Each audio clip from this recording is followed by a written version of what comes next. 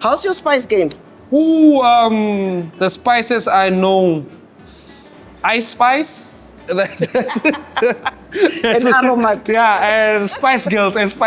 Spice Girls. Here we've got some spices. So what you're allowed to use are all dried spices. Okay. Here is a dried spice. You should know the smell.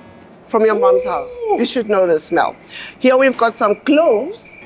Cloves. What was that? Cloves. Cloves. Yeah. Okay. And then we've got some dried coriander.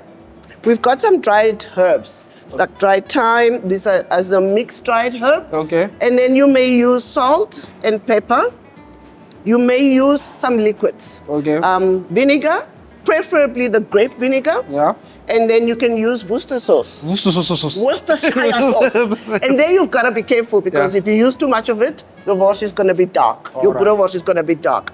You are allowed to use some binding agent, should you prefer to do so, in the form of oats or cereals. Then you can use water and some ice to bind your wash. So if you don't use a binding agent, you can also just use ice water to bring it together before you do the casing. All right. What are you allowed to not do? These are the things that you are not allowed to put in your boerewors. Nothing fresh. No fresh herbs, no fresh chilies, onions, garlic, nothing garlic fresh. Smells so nice. It smells lovely, but it doesn't work for the competition. Okay. No pre-mixed spices like aromat, no kapana spice, no 6 guns and those kinds I of... feel like no Cabana spice anti-Namibian, but okay, I'll let it slide. I know. And no sauces, obviously. So no like tomato sauce, chutneys, sweet chili sauces, soy sauce, lemon, any of those things you're not allowed to use.